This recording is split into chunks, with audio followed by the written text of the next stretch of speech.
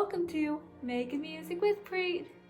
In this little series of videos, I'm going to be going over several musical topics, music notation, how to read music, music nuance, and lots of things. So I hope you stay along for the week and come watch some really cool content.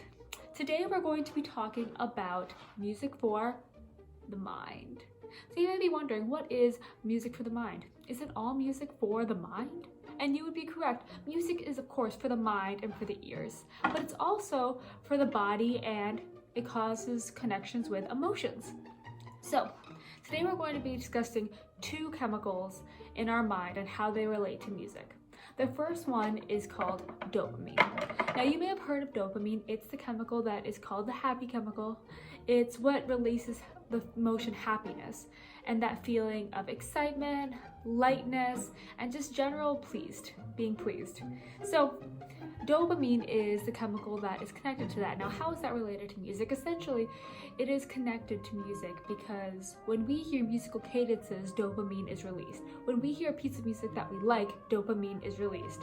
And the question is, why do we like a piece of music? What about that music is drawing us in and giving us that sense of happiness? As I just mentioned, it's a cadence, it's a resolution.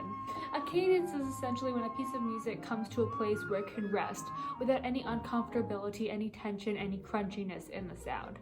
Let's take just a simple scale for an example.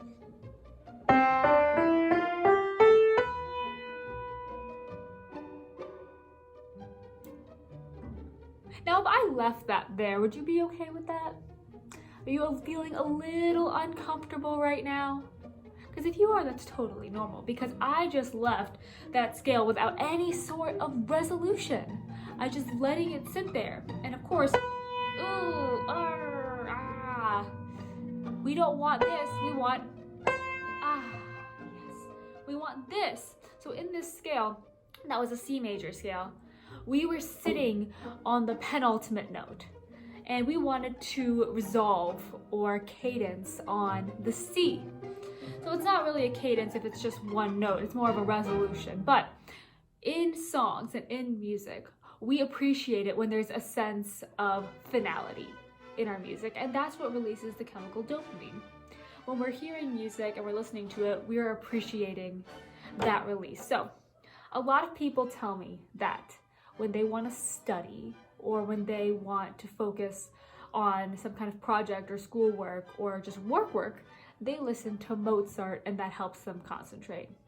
So let's try that. Okay, we're gonna sit here, let's listen to some Mozart.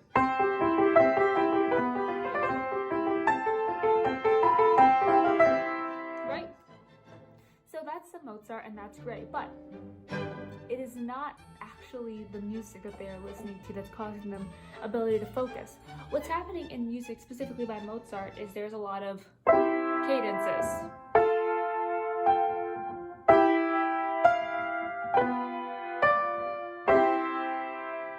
That's what people are really listening to. They're listening to the movement of the chords and then settling back in our homeland. Now that just happens to happen quite often in a lot of Mozart music. There's a lot of shorter phrases that then lead up into quick cadences. And all my classical music people out there, I know that there are exceptions to that, but we're talking specifically about the piano sonatas that have a lot of cadences and a lot of resolutions. So people love to listen to those to study. But to reiterate, all that's happening is a steady amount of dopamine is being released through their body because of those cadences and because of that satisfaction. So they're able to maintain their sanity and maintain their focus while they are studying or doing whatever task that they need to do. So the last thing I want to talk about is the chemical prolactin. Now this is similar to dopamine, although it's not as talked about and not as well known. Prolactin is the chemical that's released from your mind when you are listening to a piece of music that you like and you're sharing that with somebody else. Now, I love prolactin because that's kind of why music it works as a universal language. My platform, or my social impact initiative, Do Re We, really focuses on the result of the chemical prolactin. Essentially what it does is you're sitting somewhere in a room, let's say with a loved one, for example, and the day has been going great, lots of laughs, lots of hugs, lots of shared experiences, and then you're relaxing and you hear this beautiful